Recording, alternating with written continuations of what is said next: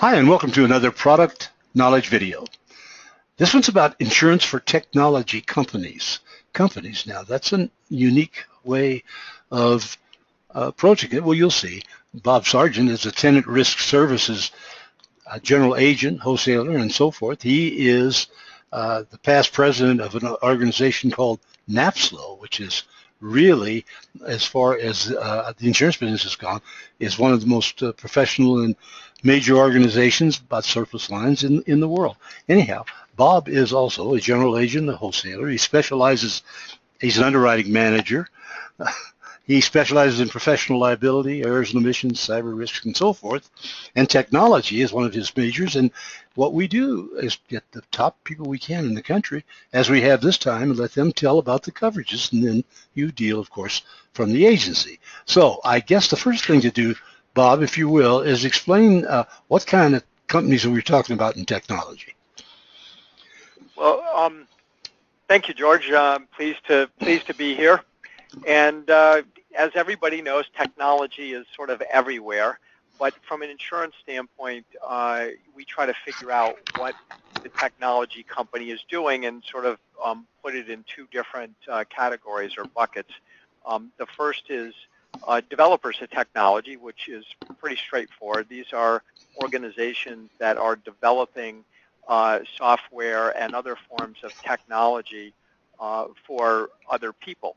And obviously someone like a software developer or website developer would be examples and would have exposure to errors in their software, something that might not meet client expectations and cause problems and could lead to a claim. And of course there's exposure from cyber risks as well for, say, breach of client data, that kind of thing, and they typically need E&O and cyber risk, errors, omissions, and cyber risk as well.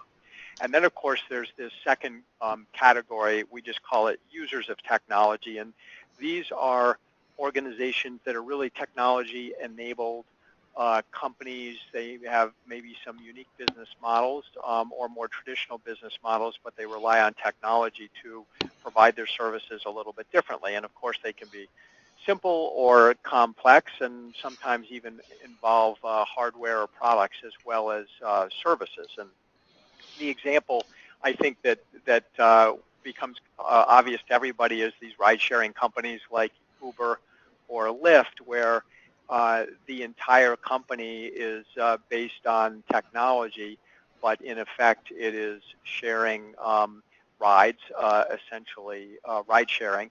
And their exposures really run all across the insurance spectrum, everything from software exposures and cyber exposures to auto and auto liability, direct and indirect, and general liability.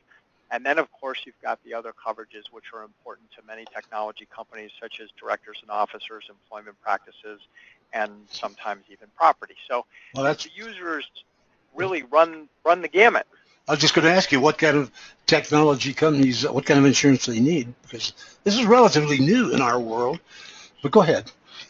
It is. It's actually fascinating. And so, you know, I think the primary exposure that everybody thinks about is errors and omissions, also called professional liability or E&O, and that would cover claims for errors or omissions from the provision of a service, in this case a technology service. And as we mentioned before, you know, it might be a software developer who has a claim or a lawsuit because the software didn't work as intended, and then there's the cyber exposure as well. And if it's a you know, a small sort of organization, might have 1, 2, 3 employees, and maybe not even an office, and they're developing software, you know, they might not really have any GL or very limited general liability or premises liability, but their technology, E&O, and their cyber risk are the drivers. And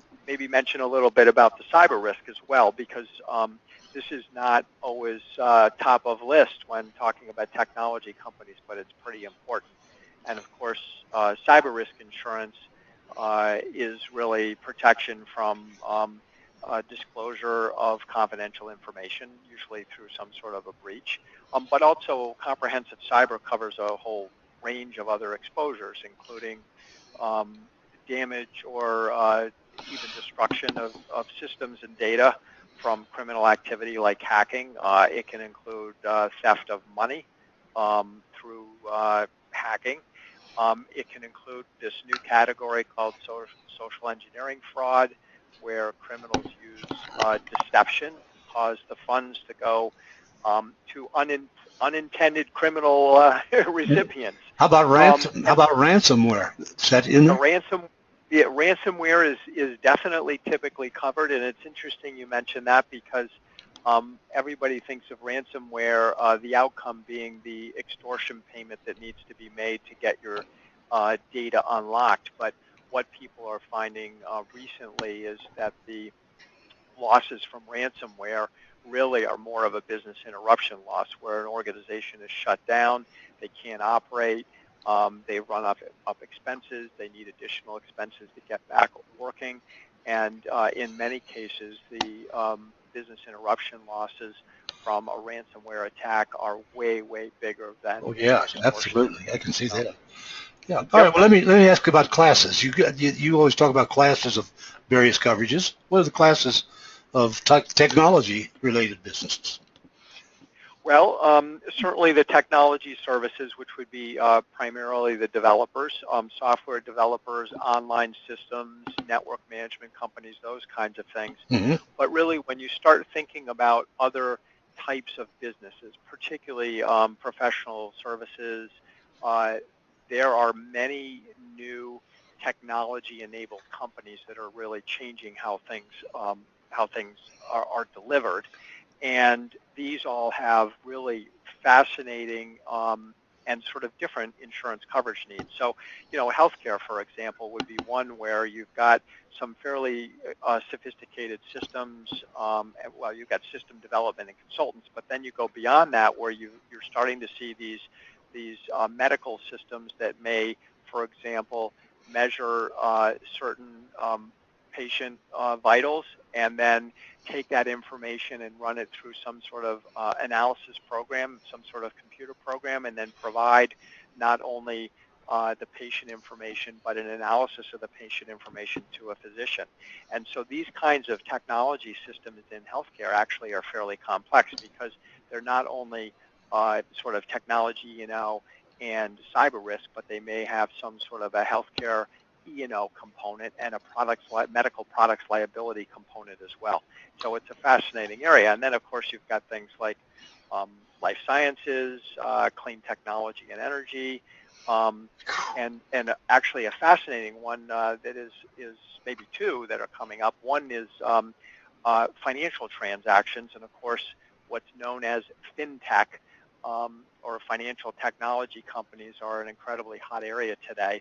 But the exposure is actually fairly significant because you're dealing with some sort of service that involves typically some payment or movement of money, and the insurance needs there can be fairly complex. And of course, there's a lot of conversation about drones, and so people talk about drone insurance, and sure, that's one component, but we're actually seeing drones be used in other professional services. For example, you could have some sort of a land surveyor or an inspector who all of a sudden is now able to very efficiently see a property from an angle that is either not accessible at all except maybe by helicopter or is difficult to get to on foot. And so they're being embedded in these types of real estate professional in that case, and of course real estate agents are using drones for photography quite a lot, and it obviously means there's some additional exposure there. Well, now there's some key points, like in every other coverages. I always know you always mention takeaways or difficult to get insurance. I guess the key points, takeaways. That's interesting to me. What do you mean by takeaways? Well, it's sort of we're talking about a complex area, and so what are the key points that someone should keep in mind as they're going about reviewing insurance for technology organizations. So I think what's really important are maybe 3 points. One, as we've talked about, the services vary quite a bit, and the exposures therefore vary as well. So there's actually not across the whole technology spectrum, there is not sort of one consistent exposure or service. They're varied, and it's important to understand that, because that means that the coverage needs vary.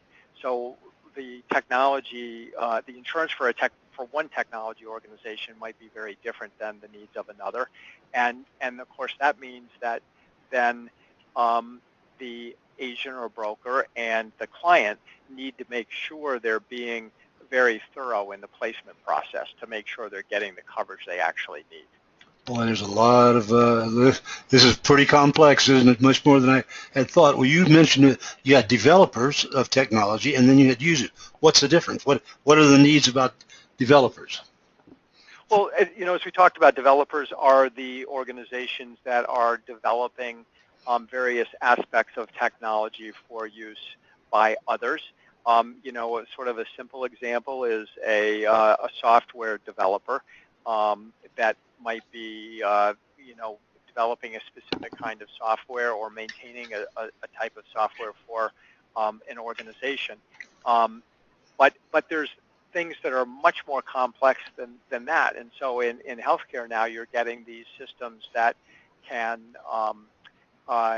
develop genetic information for patients that can be used in drug therapies. Right.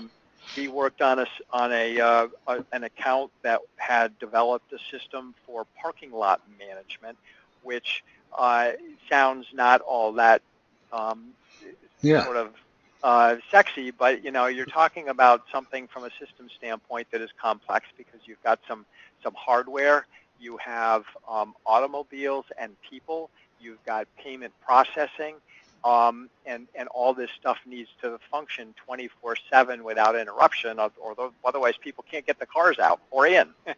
So, you have actually quite a few very sophisticated technology systems these days that people are developing. All right. What about users?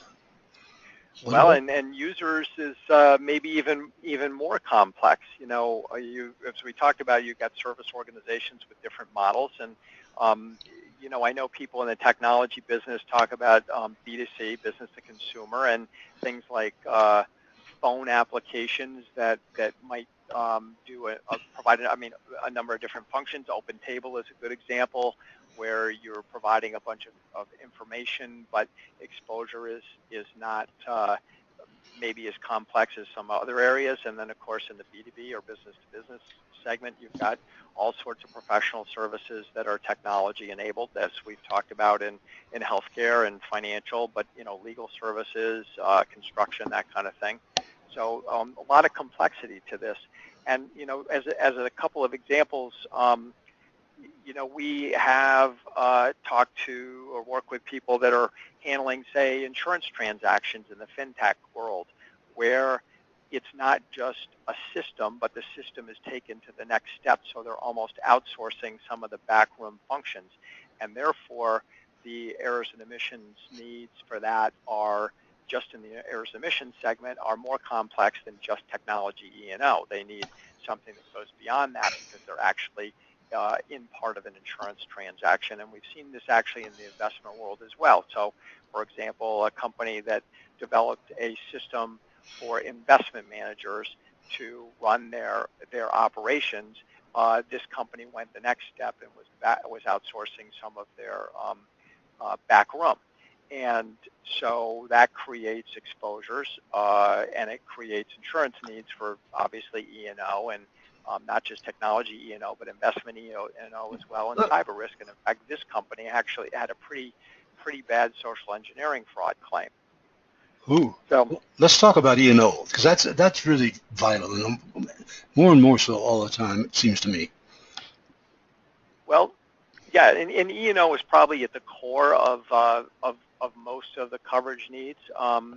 Errors and omissions insurance or professional liability insurance for technology companies is a claims-made form. It's primarily a technology exposure, so the scope of services are written with technology, but it could be, as we've talked about, professional services as well.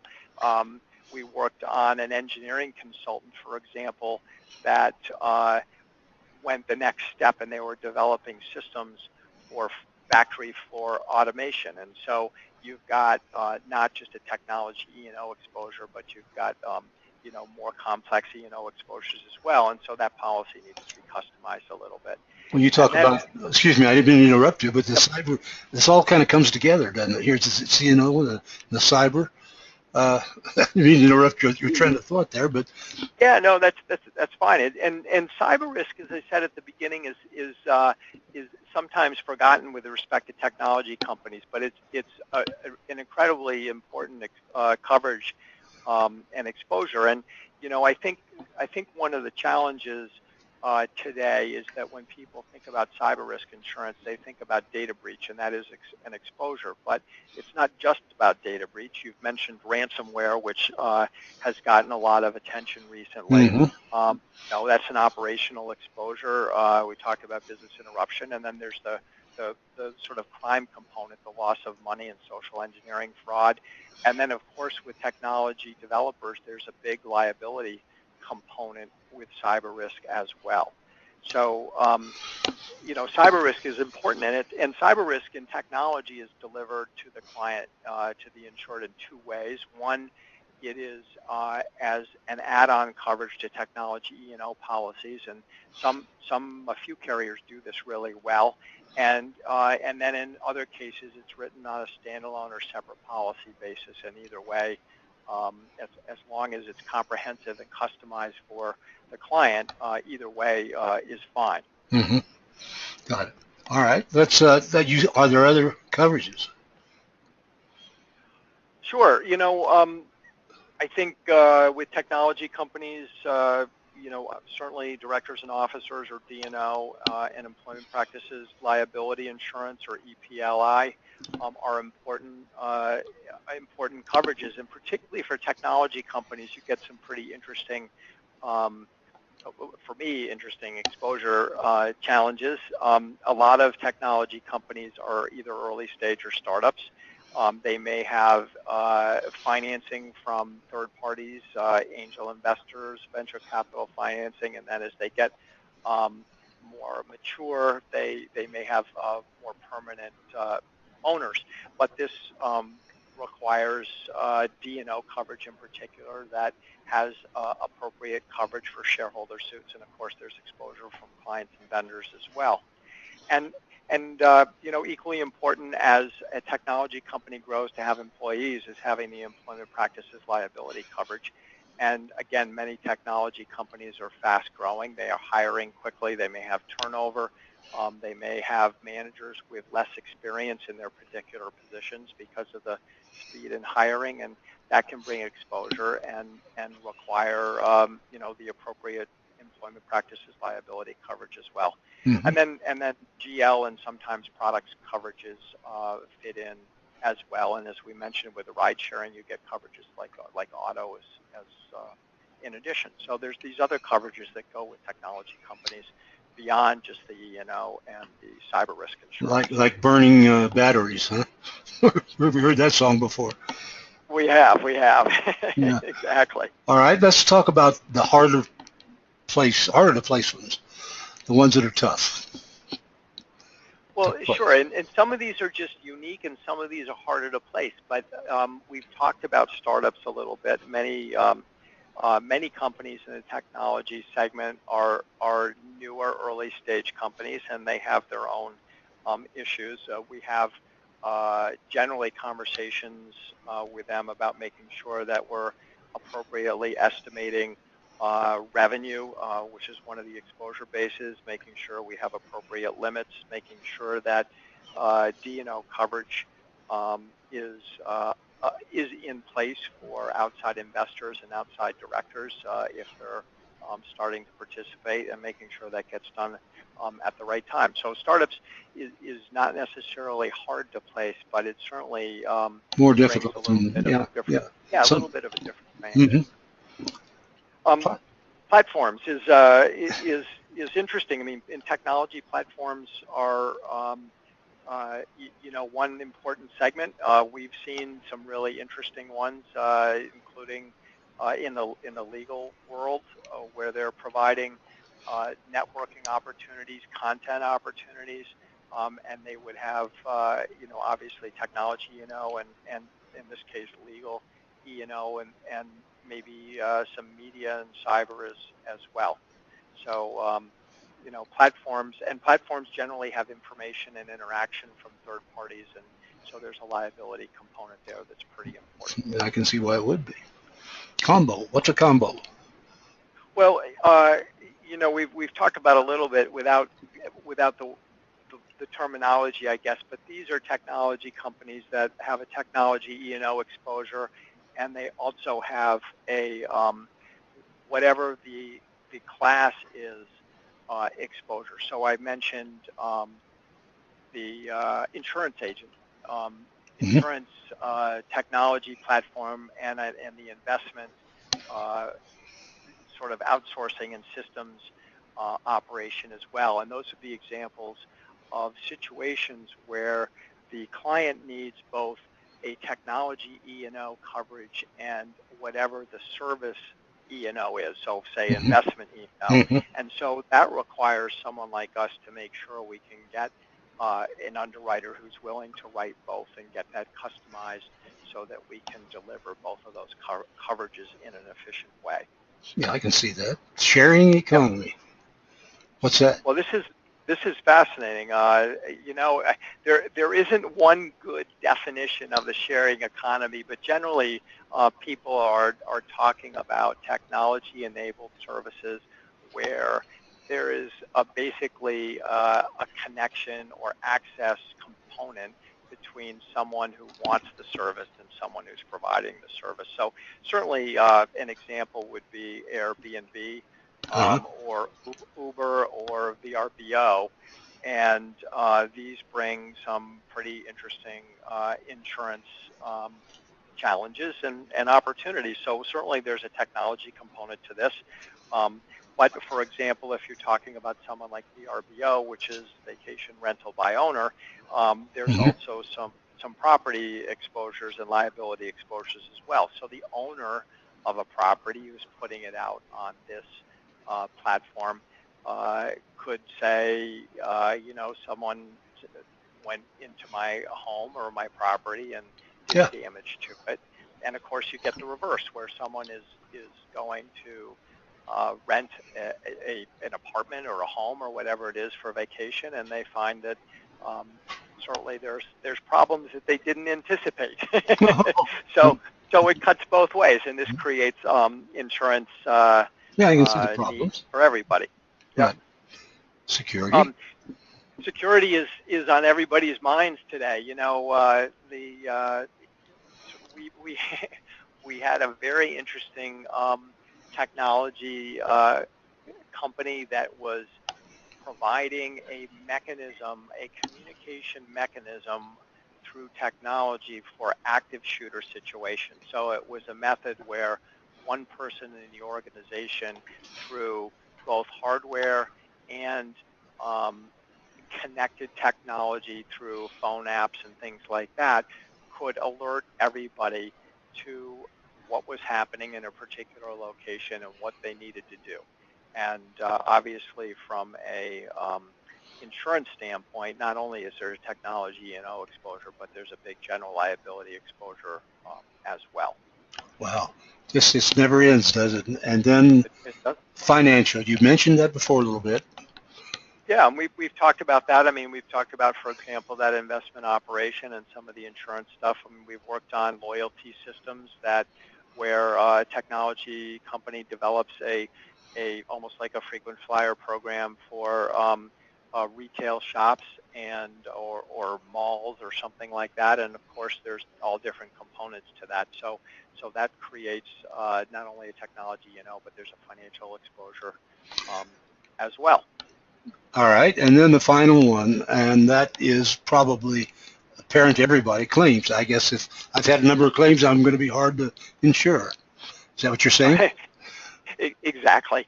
So, adverse claim experience is always pushes an account into the harder than normal to place category, and it really depends on what the situation is. So we work with a client to try to figure out what happened and why, and explain that to an underwriter, and having some explanation for what are the mitigation steps that have been taken is important and helpful. But we work through that, and there are always underwriters who are very interested in writing those kinds of situations if they can get a good understanding of what happened.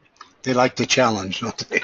It's always fun. Challenge. That's right. That's right. All right. Let's end here by asking you, how do you get insurance coverage for technology organizations? Easy question. Well, of course it's an easy question. The answer is always a little more complicated. Typically, the process works with, as with all specialty insurance accounts, there's some sort of an application that gives information to an underwriter to be able to assess the risk. With technologies we talked about earlier, it can be more complex. So really a starting point is to make sure that we have a pretty clear idea of what we're dealing with. What does the company do? And even before the application process, because we want to make sure that the client is completing the right applications and that we're communicating the right information. I can imagine that's vital. Well, here's the key points you kind of talked about here, I think. You can end it. Yeah. Business model. Sure. Well, as we've talked about, the technology business models are very varied, and the exposures are varied as well. So, as we've talked over the last few minutes, insurance needs are not easy to define without a little work. So they vary, and my recommendation always is to use an expert. That will make the process a whole lot easier. Well, I think I think so too, Bobby. I mean, what I think I've learned from you during this period of time is the complexity of this thing is much more complex. Is that the word? Than a lot of exposures that we see, that we've been looking at coverages. It's just, I guess it's because it's so changeable. Everything's going crazy in this business, I believe. I don't know if that's the way I put it. And it is, and changing fast from day to day. Yeah, so we better know it. Well, the words are to use an expert, and as Bob is, as you heard him talk, you understand that he is. And so what you should do, you listeners, is to go back and click on Connect with me, and that'll take you right back to the agency. In the agency, you'll talk to Bob, one of his counterparts or something, and get this technical help now while it's needed. And Robert, again, I thank you for your continued help to tell people what these insurance coverages are all about, to enlighten us so that we can make better decisions.